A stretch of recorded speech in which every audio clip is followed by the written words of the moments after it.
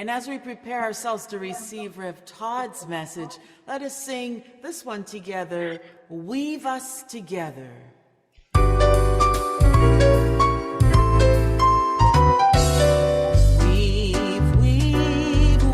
us together, weave us together in unity and love. Weave us together, weave us together, together in love. We are many textures, we are many colors, each one different from the other, but we are entwined with one another in one great tapestry. Weave us together, weave us together in unity and love. Weave us together, weave us together, together in love. We are different instruments playing our melodies, each one tuning to a different key, but we are all playing in harmony in one great tapestry.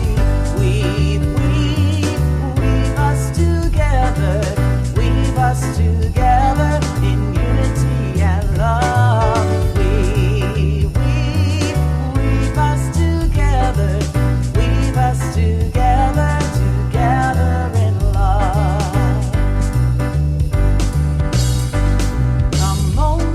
A moment ago we still did not know our unity, only diversity. Now the Christ in me greets the Christ in me in one great family.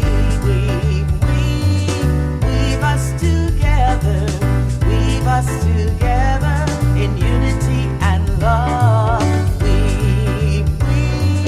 Weave us together, weave us together, together in love.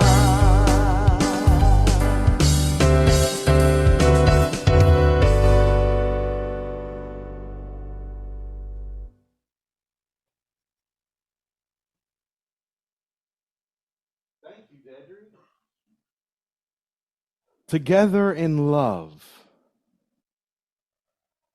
That is actually one of the few songs that I really know and really, really like from Wings of Song, old hymnal. Do y'all know that song? Okay, well, we could have been singing a little bit louder in here. I don't want to shame anybody, but we got to sing louder up in here. I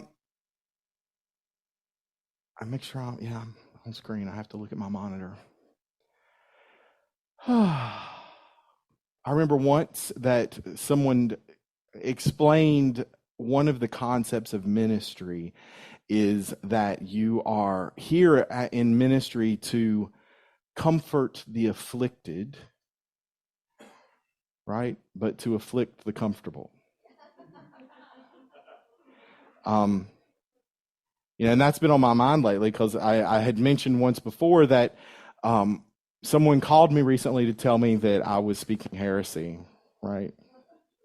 Amy looked it up and she sent me a message and she's like, from what I'm reading about the definition, this was a compliment, right? Because you're going against the status quo. You're teaching something new, a new way to experience the truth, to find your own truth and not necessarily what the truth that was sent to you. And so I think that, I have to get used to maybe some name calling. The fact that you attend a Unity church, you might need to get used to being accused of afflicting what other people want to believe. Because, we get really comfortable. Anybody got their comfortable spots? Everybody have the same chair at home? You always sit in the same place on the sofa? I got outside of my comfort zone Friday night. I went to the very first high school football game that I have been to since I played the third bass drum when I was a junior in high school. So that was a long time for me to not go to a high school football game. It's the last time I remember going there. But anyway, so I went to the East Carteret High School football game. Y'all, I had a great time, but I was really out of my comfort zone. But as as soon as I walked in, I saw Joanna and Lisa. Can you mute the one telephone that's online? Thanks. I'm getting feedback. I had a great time. As soon as I walked in the doors, I ran into Joanna and Lisa and William and Jeff. Lisa and Jeff's daughter Leah plays the alto saxophone in the marching band, and Joanna's daughter Eliza plays the snare in the marching band. And they do that. They play in the marching bands at their schools, but this was the Carteret Collective marching band. So marchers from all the schools come together to do a show, and it was amazing. They did an incredible job. I was so proud of the teamwork and the effort and the energy that they put into putting together this show. But I was also impressed with the East Carteret football team. And the reason I got comfortable in my discomfort is when I was climbing into the stands because I was going to take some pictures of the band, someone yelled my name. It was my friend Crystal, who I met when I would walk Zoomer. You've all heard about me walking Zoomer. Crystal used to work at one of the ferry systems, and so Crystal and her husband Scott invited me to come over and join them. So suddenly I was there with friends. And y'all, this is a small community because I saw so many people that I know, but I don't know where I know them from because they were not in the place they were supposed to be. And they're probably thinking the same of me, like, hey, he look, Turns out that Crystal and Scott's son is Daniel, number 72 on the East Carteret High School football team, and he is really good. He never left the field in the 2 innings I stayed for because I was tired. But the teamwork that was displayed and the way everyone there supported the band and everyone there supported the football team, and I got invited into the energy of this belongingness. Belonging. We all long to belong, don't we? We all want to be a part of something greater. We all want to know that I can be vulnerable here. That I can show up and be seen, and that I am going to be met with love wherever we go. If we go places that we don't feel comfortable or we don't feel safe, and understand that safe and comfortable are not the same thing, right? Then we don't typically go back to those places, do we? So this has been on my mind because I'm getting ready to teach the foundations class. What do these people at Unity really believe? What are their foundational principles? And one of the reasons we teach this, so that we're better at talking about it and explaining what it is that Unity congregants believe, is also because, this is a requirement to be a member. Yes? So this idea of membership has been on my mind. Like, what does it really mean to belong? Right? Not belonging is a terrible feeling. It feels awkward and it hurts, as if you were wearing someone else's shoes. You ever tried to put on someone else's shoes that were too small or too big, and then tried to run? It was clear on that field on Friday night that every one of those players had on the right pair of shoes because they were fast and they were good. I mean, when I don't even know what the final score was, but when I left, they had 40 points and the opposing team had 7. They were doing really well. And I only left because I was tired. But I was sad about leaving because I felt like I belonged. This idea of membership in a community has gotten muddy, I think, in the past few years. Anybody a member of a country club? A member of one of the big box retailers where you pay a membership fee so you can get discounts? So many of us, I am a member of AAA, and I'm glad because one day the battery stopped working on my car, and AAA came and they jump started it, and I was able to go buy a new battery and not have to bother any of my friends or family or anybody in this congregation to come and fix my car, right? Woo, y'all are all grateful for that, right? No, I know any one of you would have come to rescue me. But see, membership in a community is not like membership at a country club or membership at a big box retailer or your AAA. Because see, membership in a community means that you are showing up to help other people carry their burdens, and you know that they are showing up, and you trust and you have faith that they are showing up to help you carry your burdens. That we are all showing up to be lifted up into the truth of who we are. Because sometimes we feel alone in this world. Anybody ever feel alone in the world?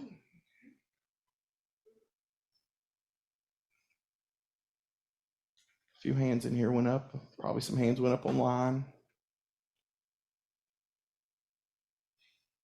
But see, when we come together as a spiritual community at Unity, we get reminded of this fact that no matter what is happening out here, the events in the world, all we have to do is stop and breathe and turn within into that place of stillness and silence that we talk about, we practice every Sunday. Hopefully you practice at home every day.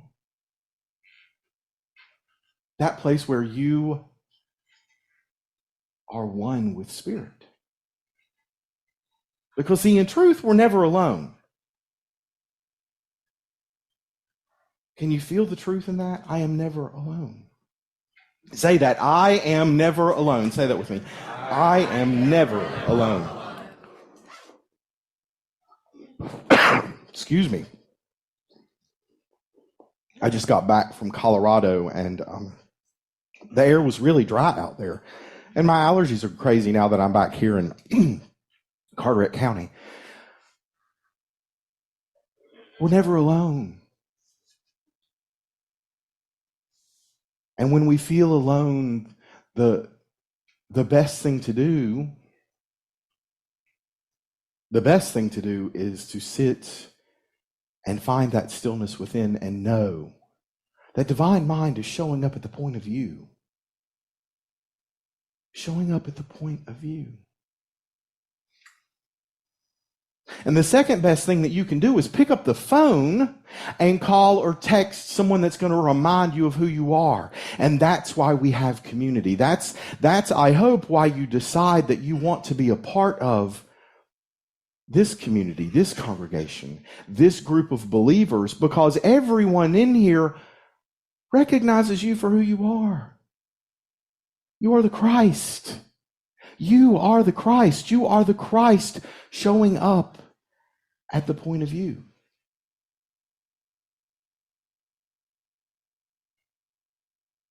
See, this idea of being a member of a community is not just about what you receive. It's about what you give. See, there are privileges. Membership has its privileges. Play that little song in the background. I don't even remember what the song was, but But the thing is that membership also has its responsibilities. And we have a responsibility to one another as believers to reach out to people that we don't see on a regular basis and remind them of who they are, remind them of who they are in this community, to hold us all up at the truth of who we are.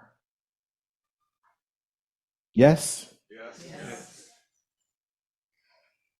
Last Sunday, I spoke at Unity of Fort Collins while I was in Colorado. And I said yes. I said yes. And that happened. People stared at me, and I was like, oh, Y'all got to talk back to me. And so they did. And then I got challenged after service by someone who said, when I was trained to public speak, we were told that you were never to ask the people that you were speaking to talk because it transfers the power.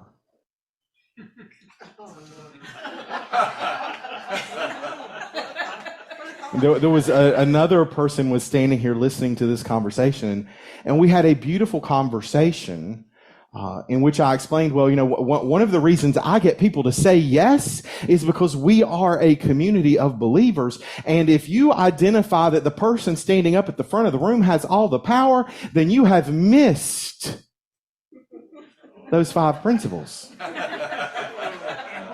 Yes?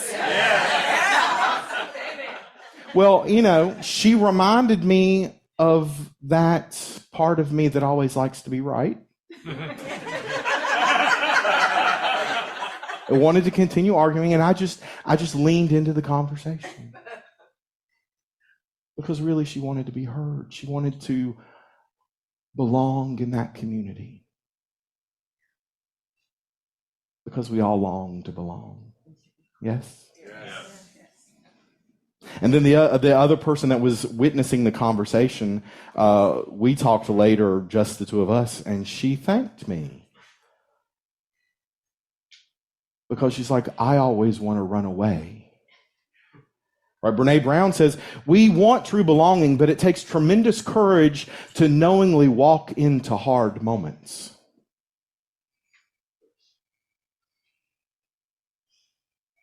Being together can be difficult sometimes. Maybe not for some of y'all. It's easy for me. I live alone. Those of you that don't, it might be difficult occasionally. Being in community means that we have to be willing to show up when it might be difficult. Yes? Yes. It means standing in our own power and lifting everyone else around us up to know their power, to know the truth of who they are. I am the Christ expressing at the point of me. Say that together. I am the Christ expressing at the point of me. And you get to hold that truth every day with everyone you see. Not just the members of this congregation, right? We get to come here and practice so we can go out there into the real world. That's not really the real world, that's just an illusion.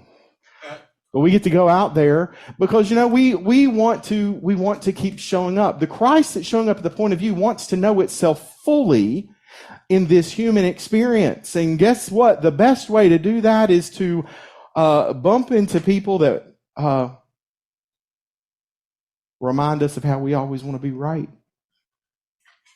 Like my friend in Fort Collins, Colorado.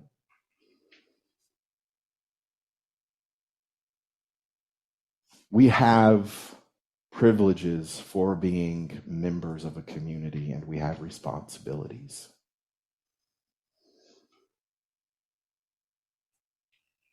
Showing up is one of those responsibilities. Over and over. 70 times 7, right? Because showing up, I don't know about y'all, but showing up for me, here we go back to one of those teachings of Jesus. For me, showing up requires a little bit of forgiveness. Y'all have that mastered, right? I see a bunch of people going, no, we all get to forgive. 70 times 7.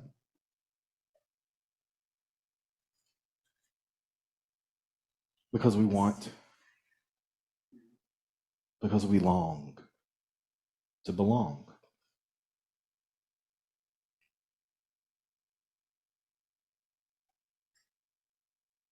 And so,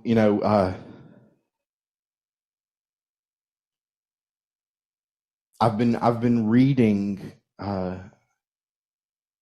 the few surveys that have been turned in. If you haven't done your survey, I want to invite you to do your survey. Even if you're online, you need to do your survey because that's important information for our board.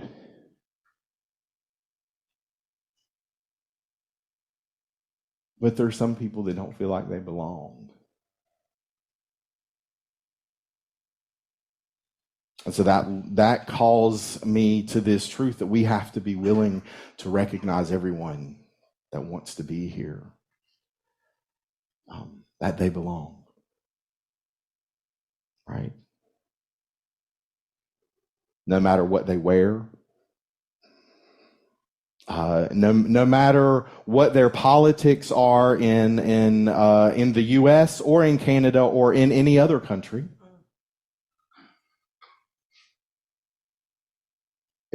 If they're willing to stand in the 5 principles with the rest of us,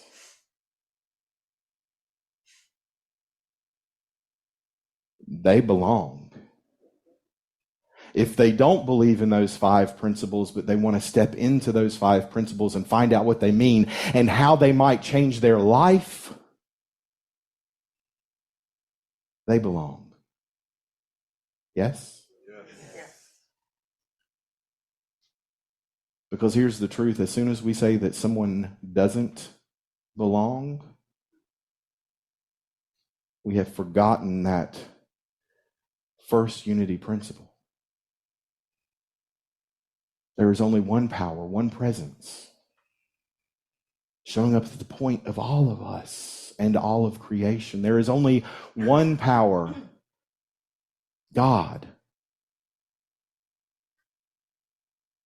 Absolute, unlimited good and unconditional love. And if we cast someone aside, then we're saying it's okay if we eventually get cast aside as well.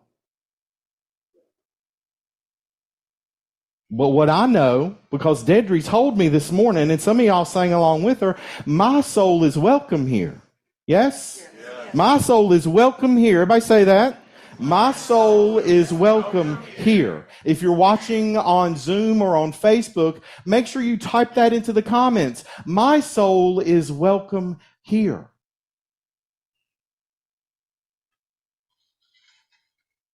Because this is our spiritual home. Yes? Yes. And so it is. I love you guys.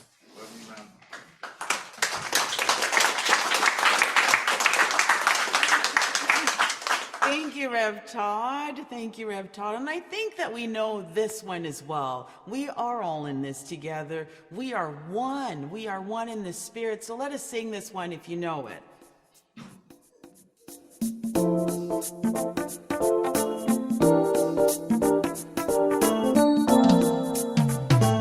We are one in the Spirit. We are one in God.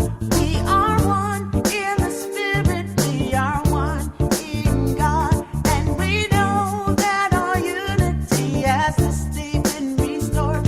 And we know we're divine by our love, by our love. Yes, we know that we're divine by our love. We will work with each other. We will walk hand in hand. We will walk with each other. We will walk hand in hand. And together we'll restore God within our lands.